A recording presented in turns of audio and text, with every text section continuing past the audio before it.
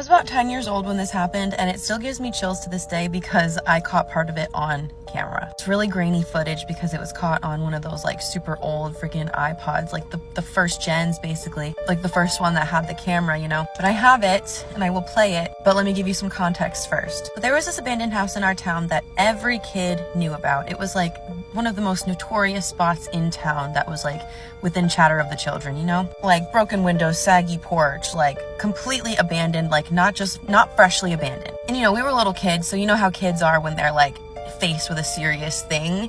It's very unserious in a funny way. Honestly, I feel like that's how we all are at this point. But so one afternoon, a group of me and my friends decided that it would be a dandy idea to go explore it. It was completely disheveled inside and it smelled like old rotting wood. There was absolutely mold in there. Like thinking back, that smell was completely black mold. Like that might explain a lot. The floors of this house were so incredibly creaky that every time we would step on one that creaked too loud, we would literally be like, ugh, like so scared. Like I swear every time the floor creaked too loud, we thought somebody was walking behind us, but every time obviously nobody was. But then we found the basement door. This door was like half off of its hinges, and one of my other friends who was like in the front of the group, because I was the back, I was the fucking caboose. You could not pay me money to be in the front. So one of my other friends, the one in the front, I've actually told stories about her before. That's Jamie. Yeah, she fucking moved the door. And buddy, it was cold down there. Like we opened the door and the draft felt like the Arctic.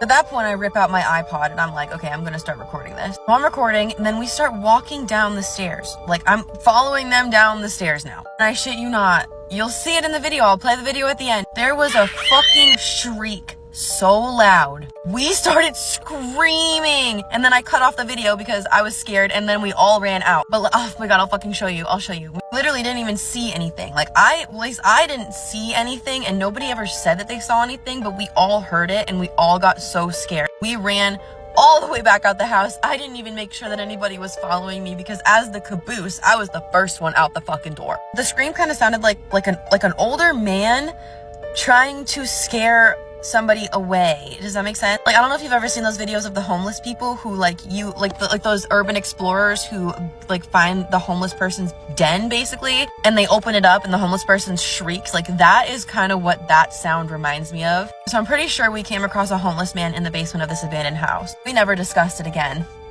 We never talked about it again after that. And then we never spoke about that house again. I don't know, that's just some lore I've been thinking about lately. There's this myth that says you should never Google yourself, and this is why. Before an important ice skating competition, a girl named Enora Petrova decided to Google herself out of curiosity to see what other people see when they look her up. When she did so, she discovered a Wikipedia page dedicated to her and her successful career as an ice skater. And to her surprise, the page indicated that she would win the competition the following day. The next day came and went, and she did in fact win the ice skating competition, and the Wikipedia page just continued to prove her success time and time again. But with a new competition just months away, she decided to try something new. She tried editing the Wikipedia page herself to see if she could control the outcome. And that's when her nightmare began. Not only was she blocked from editing the page, but this time it was modified to say some pretty nasty things about her. Months later, she checked the page again, and this time it was updated with this horrible prediction that both of her parents would die in a terrible accident. And sure enough, days later, she's notified that her parents are dead. She then suffers an emotional breakdown that she's hospitalized for. After this, and while trying to get her life back on track, she decides to check the page one last time. On it, a death date was listed next to her name. And just like all of the others, this prediction was proven correct when Enora's lifeless body was discovered in her apartment. Want to get creeped out? Have you ever heard of the 11-mile drive ritual? Is there something that you truly, desperately, relentlessly want? Something you would go into Mordor for, or the Upside Down for? According to this ritual, there's a way for you to get what you're looking for. And you guys, I always get my information on these creepy games and rituals from the Ghost in My Machine, and then I look for stories of people who have tried them, or you guys send your stories into me, and they are bomb.com. Now let's get into this ritual. First of all, you need something you want, something you desire, something you have to have. You need to begin this journey with that state of mind. They say once you begin, it's impossible to turn back. You also also need a vehicle, but don't take a Ferrari, okay? Or maybe take a Tesla though, because just, But regardless, you want to take, your 1999 Honda Civic that is somehow still functioning, because things tend to go wrong during this ritual and your car is probably going to be damaged. Make sure you completely fuel your car up before you go. Your next task is to find the road, the 11-mile road. It has no name, it's not on any map, and there are no signs that you could read that are going to point you to this road, because technically it doesn't even exist. It only appears at the right time for the right person, kind of like the room of requirement. Conditions: you must be alone, you must begin at night, you must choose a time when the roads will be the least populated, and you need to drive to an area surrounded by woods. When you're getting close to the road, to the 11-mile road, you will start to see signs, and the signs will be different for each person, and it will be associated with that thing in which you desire. So if you are looking for wealth, you might see gold leaves. If you're looking for love, you might see rose petals drifting in the air suddenly. If you are looking for revenge, you might start to feel the sensation of anger and heat. Once you've found the correct road, take a deep breath and start your drive. But before you do, here are some rules, and they kind of suck. Do not use the radio. You gotta listen with your ears the whole time to whatever's going on around you. Don't use your phone. There won't be reception anyway. Do not open your windows. At all costs, do not open them. Do not open your door. At all costs, do not open it. Do not leave your vehicle. Bad news bears if you do. Do not drive over 30 miles per hour unless absolutely necessary. That in itself is hard enough. And lastly, wear your seatbelt. Duh. Now I'm going to tell you how things break down mile by mile. Mile 1. The road passes through woods. The air becomes colder. Turn your heat on low. And keep in mind that you're not going to want to take your eyes off the road later. Cool part, the sky will be filled with more stars than you've ever seen. If it was cloudy before, it will be clear now. Mile 2.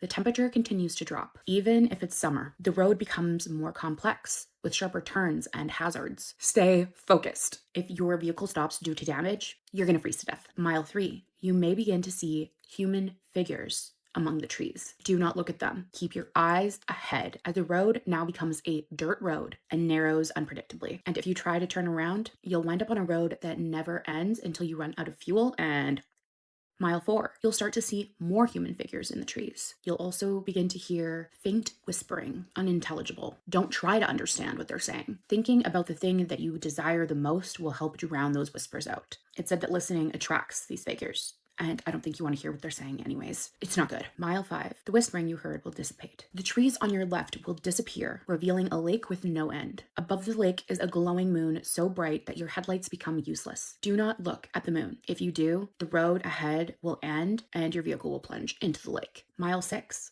the sky becomes an empty black void. Your headlights start to flicker. Your radio might turn on by itself, but it's not going to be 30 for 30 or Choosing Texas or The Fate of Ophelia or Espresso, okay? It's going to be a voice, a calm voice, speaking to you about your greatest fears and forcing terrifying vivid images into your head. Great. Try not to listen. At the end of the mile, this voice will fade. Mile 7, the whispers have returned, except they're not whispers. They're screaming, mostly. But one will be speaking directly into your ear. That's because one of those figures is now in your vehicle. Do not turn around. You do not want to see this thing. If you ignore it, it will leave. Lore says these figures are former travelers who failed the ritual. So you might become one. Good news, they cannot physically harm you. Bad news, unless they cause you to crash. Mile 8, the road becomes dangerously sharp, and the cold becomes nearly fatal, aka literally outside right now in Canada. Liquids freeze instantly, and your heater becomes useless. The figures now chase your car, clawing at your windows. Do not look at them. Look straight ahead and focus on the road. If you fail this mile, pray the cold ends you first. Even though these figures allegedly can't hurt you, so I don't know what else is out there. Something bad. Mile 9 is where things are going to get a little bit crazy. Your vehicle is going to stall, even if you're driving your reliable Ferrari or Tesla. Close your eyes immediately and restart that sucker. The figures will be surrounding your car, but restarting it scares them away. Drive forward, floor it. Once the mile ends, the figures retreat. Mile 10, there are no more voices. The figures are still following you, but they have retreated. They're no longer chasing you. The road starts to smooth out. You will also see figures lining the trees, just watching. They're excited because they don't think you're going to survive the next mile, and they're going to get another friend. Mile 11, the final mile. The bad news bears mile times a million. Your vehicle will lose power again, but it will keep moving on its own, like some invisible force is pulling you forward. A red glow will appear ahead. Close your eyes. Cover them if you have to. Do not look. You will hear unimaginable noises around you. Noises you've never heard and noises that will terrify you. to your core. The cold will change to unbearable heat. It will feel like you are in hell, and maybe you are. You will feel as if your body is being destroyed. It will be painful, and it will last 31 seconds. If you keep your eyes closed, you'll survive. Congratulations. You finished the 11-mile drive ritual. The power will return to your car. After a short distance, you'll reach a dead end. You close your eyes and visualize that thing that you have desired, that thing you've wanted so relentlessly. When you open your eyes back up, you'll be at the start of a road. If what you desired was physical, check your back seat or your trunk. If it was non-material, the change will come with time. There's no curse, there's no imminent death. At worst, you'll have nightmares for the rest of your life. But you proved yourself worthy. If you like creepy games and rituals, make sure you follow me. Make sure you're paying attention to my podcast with my sister, Just a Little Stitches, because we hella talk about creepy games and rituals, okay? Okay, bye. I need to tell you this ghost story. First of all, a happy new year. Let's start it off right with a scary story. Should I be worried? You're asking me? If you have to ask, the answer is probably absolutely. Probably absolutely would probably be my answer here. No doubt about it. Hey there. This is going to be a lot, but I need answers. So I moved in with my boyfriend and his family, his mom, stepdad, 2 step siblings, and his younger sister in late March 2025. Okay. I first started noticing weird things happening whenever he left for work. Lights flickering, seeing shadows, nothing extreme. We got the Necrophonic app. What is that? Which I swear by. And that was even weirder for me. We would ask it questions about ourselves. What is this app? It knew our names, age, his mom's name, his sister's name, and my birth name as well? What are we doing? What is this app? Why are we using it? It knowing my birth name was honestly scary, considering that name has never been said in the household, and that's not what I go by. Okay, delete the app. I'm going to have to look into this app, because what is it? Also, a little bit suspicious if we're thinking about it in not a paranormal sense, but you're using an app that knows everybody's name. I would be worried I was hacked. I would be worried I was hacked at that point. Because what do you mean? Should I be worried? Yes, you've been hacked. In August 2025, my boyfriend and I found an apartment and started talking about it around the house with his mom / each other. The weird occurrences got worse. Orbs were showing up repeatedly on the cameras inside, specifically the bedroom we slept in. The last week we lived there, his mom started having sleep paralysis episodes, which haven't happened for years. I started having severe asthma attacks suddenly, and my boyfriend was having a reoccurring vivid nightmare for 3 days straight. We already don't like the number 3, especially when it comes to weird paranormal things. Nightmare he was having. He would walk upstairs from our bedroom and into the living room to sit on the couch. When he sat down, the cabinets all opened and the doors slammed shut. He says he heard someone say, "Don't leave."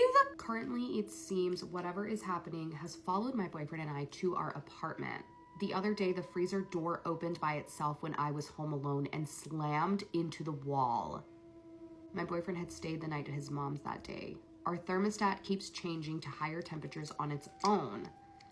I left for work today and changed the thermostat to around 65 degrees. When I came home, it was set to 77, which is weird since we keep it colder. It's not electronic or automatic either. Oh no. Our Roomba has been starting up randomly when nothing has touched it, and there's no automatic feature set. The bathroom light turns on by itself at night. This has happened 3 times so far. Have you put in a work order with the apartment? Our belief is whatever this is attached to my boyfriend. This explains to me why it's worse when he's gone or when he's asleep, as well as how things got worse once we moved. Oh my gosh. When I found this next one, it really intrigued me just off of the title. The next one is called Saw Water People as a Child. Oh, I'm in. Tell me about it. Okay, so apparently this is a memory from when the user was about 3. I remember laying down while my mother changed my brother's diaper, and there were several very tall, translucent, blue humanoid creatures with glowing orange centers in their heads. What? They had a humanoid figure, but lacked any human features. No faces or anything of the like. If anything, had a body shape more akin to Gumby than a human made of water.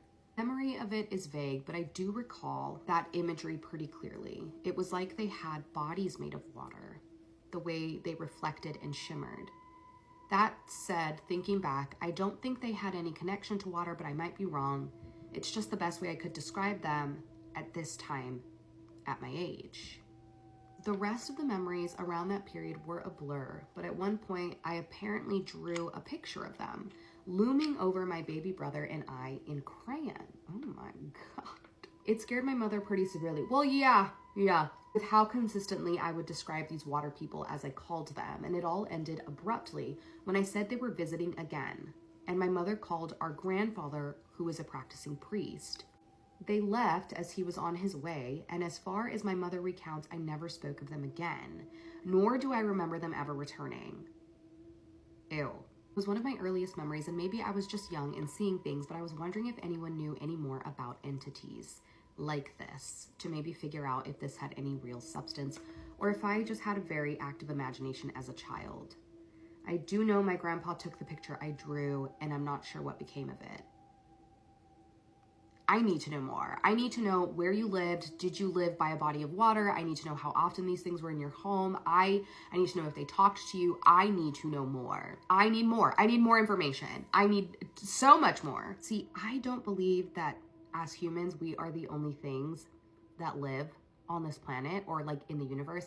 I'm one of those people that believes that like at one point giants were real. You're gonna tell me that there wasn't a human species that just happened to be way bigger. I like to think that I believe in all mythical creatures, in like fairies and trolls, and I believe it all, okay? So I need to know more. I need more. I need more about this. So I have a spooky story for you, except this one's unique because it comes from you guys, the viewers. Now, like all of my viewer tales, I have one rule and one rule only. Please keep it cute in my comments because these are somebody's lived experiences. Now, of course, I've been given permission to share this story, and as usual, I will keep the submitter anonymous. So let's go ahead and get into it. Now, this spooky story takes us back to Hawaii, and it starts off like this. The townhouse I lived in was more of a condo. I had a main floor with 2 bedrooms, a living room, a kitchen, and then a loft upstairs that overlooked the living room. There was a single level apartment below me, and I was told that somebody lived there, but I never saw anyone enter or leave that place and never heard anything or anyone in it. There were 3 things that led me to believe that this place was haunted. The first was the second bedroom. Regardless of the time of year or time of day it was, this room was always cold. Not like a slight difference either, but a noticeable difference. As soon as you stepped through the doorway, it was easily 5 degrees colder in that room than the rest of the place. Not a big flag, but wait, the second thing was, I had a cat, and random times during the night, it would just stop and stare up at the loft area from the living room. Not just look, but stare 10 to 29 minutes at a time. Okay, weird cat, cold temps, whatever. But the third thing, and this is the one that had me counting down my days until I moved out. My first 2 years there, I was on a swing shift, 1 p.m. to 9 p.m., and then a mid shift, 9 p.m. to 5 a.m. But my last year, I was on a straight day shift, 5 a.m. to 1 p.m., so it was a normal sleeping pattern. I was more aware of something that would occur at night. And every night, after 10 p.m., the front door handle would rattle. The first few times, I didn't think much of it, and then it got strange to me. We had a night security guard in the community, and I started wondering if it was him, but like, why? So then I started running to the door when I would hear it, and I would look out and see nothing, thinking the guard must be a creeper or something. And one night, I just waited by the door, and yeah, there was a doorknob jiggle. I could see out the little window right next to the door, but no one was there. It had just been moving on its own. But I want to know what you guys are thinking. I did follow up with this creator. He did send me the address. To me, the condo looks kind of new or new-ish, but I am somebody who believes that land carries the stories that buildings don't. And so it's very possible that whatever is in this place, if there's anything at all, might be attached to the land. And recently I've been getting a lot of stories where the land appears to be haunted. And to me, that's really fascinating, but equally terrifying because you can't avoid the land. You kind of need it to live on. So again, it's just really odd. But I want to know what you guys are thinking in the comments. Do you think this condo was haunted? If so, do you guys think there's something inside of it? Do you think there's something a part of the land, or do you think it was something that someone bought with them? As I'm reading the story, our submitter doesn't express any sort of fear, more like, as I like to call them, what the fuckisms, where things are just odd and there's no explanation for them. So I do wonder if the activity could be worse, but because he wasn't as afraid of it as I would probably be, maybe it wasn't. But drop your thoughts in the comments. Let me know what you guys are thinking, and I'll see you guys in my next video. Okay, so in honor of October, tomorrow is Halloween, and I thought, why not tell you guys a true scary story? Before I start though, I do want to tell you guys that I know there are a lot of people out there that do not believe in the paranormal, and that is totally okay. That is totally fine. I don't care. But these are true stories and experiences that I've encountered or that my family has encountered. Both of my parents were born in Oaxaca, Mexico, so most of these stories happened in Oaxaca. Okay, I'm gonna give you guys a little bit of context. Both of my parents grew up very, very fucking poor, okay? So they didn't live in the city. They lived up in Las Montañas, meaning to get to the city, they would have to walk 3 to 4 hours. Since they grew up very fucking poor, they didn't have a bathroom like most of the people in the city did. And my parents also didn't have electricity. All they would use is candles. That's if they even had money for candles. This specific story happened to my mom. Okay, so this is my mom's experience. Around 2 a.m., my mom hears something. Obviously, it wakes her up from her fucking sleep, okay? She turns around and she sees it's my grandma. Okay, side note, like I mentioned before, my grandma and my mom lived 3 to 4 hours away from the city, okay? So she told me that every couple days, maybe like twice a week, you would have to go to the city with your cubeta because they were giving away maize to make tortillas. So yes, around 2 a.m. my grandma had to wake up like twice a week to make it to the city on time to fill her cubeta up with maize. So she had to bring it back and she would have to make the tortillas. My mom woke up to the sound of my grandma getting ready and she had asked her where she was going, and obviously they had a little conversation there. You know, she was telling her like, oh, I'm gonna go to the city because I have to go get maize to make the tortillas. And obviously my mom, being young, she wanted to tag along. So my mom kept insisting like, no, let me tag along. And obviously my grandma was like, no, like, girl, you have to fucking stay and take care of your fucking siblings, you know? Like my mom was like the second or third oldest, I don't remember, but she does tell her like, no, like she's trying to convince her to stay home. And obviously my mom's being fucking like, obviously we're all kids at one point, right? Who doesn't want to fucking tag along with their fucking mom? My grandma got tired of my mom's shit and she's like, you know what, fuck it, you're tagging along, you're coming with me. Okay, so they both finished getting ready and my mom grabs her little bucket and so does my grandma. So, you know, like they're ready to fucking head out. As they're fucking walking, not even an hour goes by, okay? My mom hears footsteps behind her and she tells my grandma, hey, I hear footsteps. I think there's somebody behind us. And my grandma tells her, oh, okay, well, whatever you do, don't look back. Like, keep walking forward because we have to make it on time to the city. So my grandma's just telling my mom like, hey, like, don't worry about it. It's just other people that are also walking to the city to go get maize to make tortillas. So this kind of calms my mom down a little bit and she's like, okay, you know what? Like, you're right. So they keep walking and my mom still fucking hears these footsteps, okay? My mom at this point didn't really care because she obviously thought like, okay, yeah, it's other people walking to the city because they also want to grab maize. Okay, keep in mind that they're 3 to 4 hours away from the fucking city, okay? At this point, they have been walking for about an hour and a half and my mom starts to get kind of confused because if there are people behind her, how come they haven't caught up? So she takes on my grandma and she tells her like the footsteps are getting closer but no one is passing us. Like, what the fuck is going on? My grandma knows what the fuck is going on. So she tells my mom, it's just the people, you know, keep your fucking head straight, keep walking and don't look back. So she keeps telling my mom like, don't fucking look back. Whatever you do, don't look back. So at this point my mom fucking is freaking out. She knows something is fucking going on. She knows that whatever is behind her is not another person. She knows it's paranormal. They're about 2 hours into this walk and my mom tells her, okay, let's turn back and let's go home. Obviously my grandma is fucking angry at this point. She's like, you're just scared. We are halfway there, okay? You just need to get your shit together and keep walking. So at this fucking point my grandma is irritated and she is scolding my mom. She keeps telling her like, okay, la próxima vez ya no te voy a traer porque si vas a seguir así, pues ¿por qué te voy a traer? You know, she's basically telling her like, why the fuck am I bringing you next time if you're gonna keep acting like this? My mom is trying to catch up to my grandma because my grandma is so irritated that she walks ahead of her. And as my mom is trying to catch up, she says that the footsteps get closer to her.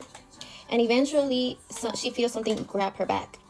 With no fucking hesitation, my mom runs. She runs. As soon as she catches up to my grandma, she tells her what she felt. She said that she felt something grab her back. And my grandma, at this point, she's fucking angry because she realizes that my mom had lost her cubeta. Fucking grandma, it doesn't even give a fuck. Like, she is irritated as fuck with my mom. Like, my mom had just lost her cubeta, so there's no point in her fucking tagging along if she wasn't gonna bring her cubeta to get the fucking maize.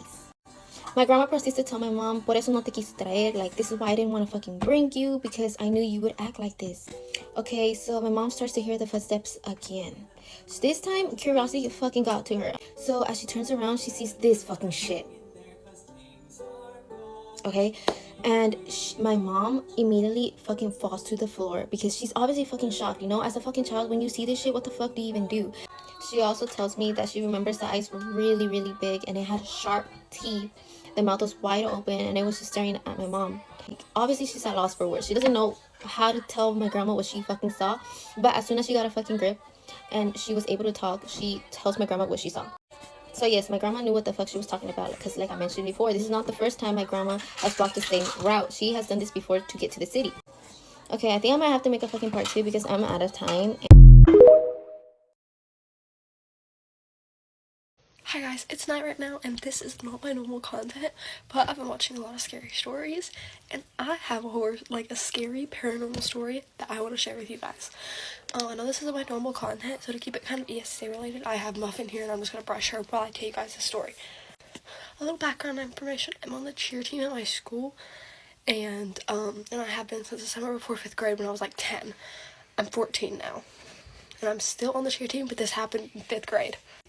So basically, it was just a normal practice. Practice got called, and obviously, our coach would not let us skip practice or anything like that. So there was practice, and obviously all of us went to the practice. We were just cheering like normal, practicing sideline cheers. And if you don't know what those are, that's just when we stand on the side of the basketball court and cheer. So we were practicing our sideline cheers until there are 3 doors in the gym where we were practicing. One where the buses drop off, one that leads to the playground, and one that leads to the hallway. We were practicing in the gym, and we heard somebody bang on the door where the buses drop off. This was not unusual because when the gym was reserved for a certain sports team to practice in, the door is locked. So people bang on the door to let the people in the gym know that they weren't in. So we didn't think anything of it, and one of my friends at the time ran to the door and opened it. There was nobody there, but there were handprints all over the door. Again, we thought somebody was pranking us, and we didn't think anything of it because people bang on that door all the time. There's going to be handprints. The girl came back to the sidelines, and we started practicing again until we heard another banging on the door that leads to the playground. My other friend ran to open it, and guess what? There was nobody there. We were starting to get a little freaked out. There were handprints on the door again, but people banged on that door a lot too. So we didn't think anything of the handprints, but we were starting to get a little bit freaked out. Our coach told us to just keep practicing and ignore it, that everything was probably fine and we were probably just being pranked. We basically figured that somebody had ran from one door to the other, even though they're really far away, and was trying to prank us. We figured out very quickly that was not the case. My school has had a little bit of haunted stuff happen. Me and my friends love exploring the school, and we have encountered so many different scary things at school, but this was by far one of the things that freaked us out the most. When we went back to practicing, the door to the hallway, we heard somebody banging roughly on it. At this point, even our coach was freaked out and told us not to go anywhere near the door. The reason why we knew this wasn't a prank anymore was because the door that leads back into the school to get to the hallway was locked. The janitors had locked it because this was on a school day, so the door was locked, so you couldn't get into the school from anywhere but the gym. Every single door was locked. So we basically knew that somebody could not be pranking us because there was no way for them to get into the school. Our coach told us to stay put, keep practicing, and completely ignore any kind of knocking, any kind of banging anywhere in the school. On any door, it doesn't matter which door it was, to completely ignore it, because at this point it was getting really freaky. So we were obviously all freaked out, and we struggled with practicing, but the rest of the practice, because we kept hearing banging on all of these doors, somebody was trying to get in. To this day, we never figured out who was banging on the door or what exactly happened, but it was definitely a freaky experience.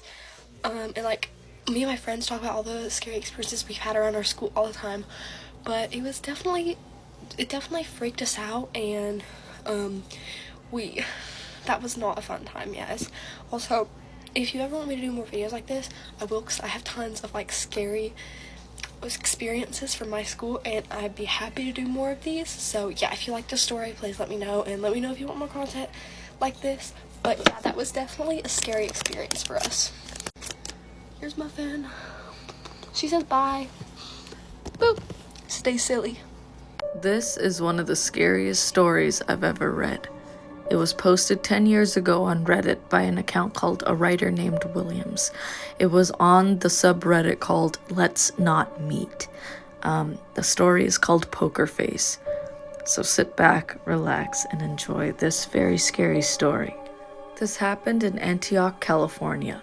It was around 2 a.m. I was at a friend's house, safe and warm, sheltered suburbia. We were having a lot to drink, chit-chatting, enjoying ourselves, of course, When you're having fun, time hits the fast forward button, and those few minutes turn into an hour. I had too much to drink. My friend has a bit of an abrupt bedtime, so I had to dodge out early, still intoxicated. I felt too shameful thinking I'd be asking too much to stay in his house to sleep off the drunkenness. I suppose he was either too rude or too drunk to consider it himself. Whatever. Sometimes a little inconvenience makes you appreciate everything else. I needed about another hour or so to sober up and drive back. As fast as time passed during my stay, it decided to drastically slow down as soon as I stepped out of his house. It was a cul-de-sac area, a concrete jungle with the stem of the street breaking into a fork. Alongside the road, my car was parked. The only street light that worked was in the middle of the cul-de-sac circle, about 80 yards away. I stumbled towards my car, produced my keys, and felt the metal line up. Opened my door and shifted to the back seat. Because this was a dark, strange, and unfamiliar neighborhood, I took the leftover newspapers and a sweater in my back seat to cover myself up. I was a little scared. I wanted to camouflage myself and not just be some guy awkwardly sitting in his car, waiting for time to pass in order to drive home. I couldn't fall asleep. The uncomfortable feeling of a cheap backseat bed enshrouded in darkness didn't make the chance of slumber easier. It felt too ominous, and of course my mind began to wonder. I thought of worst-case scenarios, like how the police would shine their lights on me through the window, or a drunk driver hitting my car, and... Wait. In the distance, about 100 yards away, I hear footsteps approaching. The gravel scuffed with each step forward, growing in proximity but periodically taking stops. I wondered why until it made sense in my mind. Whoever it was probably looking through cars carefully, with the intent to steal one. I couldn't recall how many cars were on the block, but I counted 3 full stops until he was at my window, breathing. I froze. There was no more than 1 foot between us. The car encapsulated me as I lay hidden beneath backseat clutter, forming myself into an object, trying my hardest to be unnoticeable, unmoving, and simply not there. "I see you," said a 40-plus-year-old man in a perverse baby talk. I imagine when you were playing hide and seek and one of your friends tricks you into coming out, he said it in that tone of voice, as if baiting me, like he was questioning whether the clutter in the back seat was just clutter or a person. I didn't want to move or check the window. I remained clutter. Give me an Academy Award. My body reacted by minimizing my breathing so much that I felt paralyzed. I dare not to look. My eyes fixated on the back of the passenger seat. I didn't blink, I didn't move, I didn't breathe. My heart was pounding so hard it shook my body with each throb. He circled around the car. My ears didn't fail me. I heard the steps. I felt like I was part of the car. I could feel him touching the trunk as he carefully pressed down on it, as if to test the alarm, as if to test me. I was in the middle of fight or flight. I couldn't do either without elevating danger. I was frozen and hoping to God he was bluffing. He circled the car again. The door handle to my right jiggled. He was pulling it multiple times. "I see you." Same tone, but more agitated and stressed, more convinced that he was trying to make that clutter move, revealing itself to be one of his expectations that it was me. My muscles tensed like a cow before slaughter.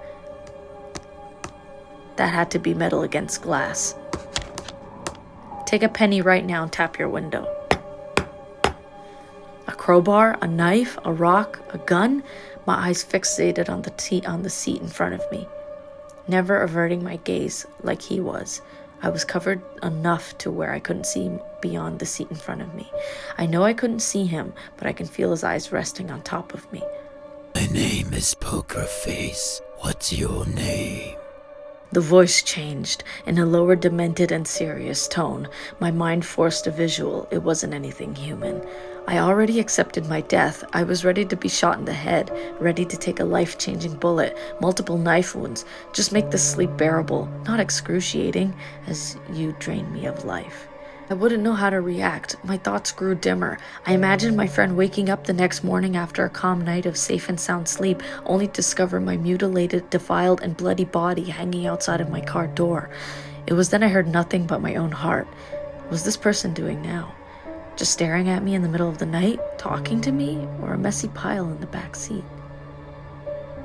Time froze. The footsteps were being swallowed in the distance. Thank God he left.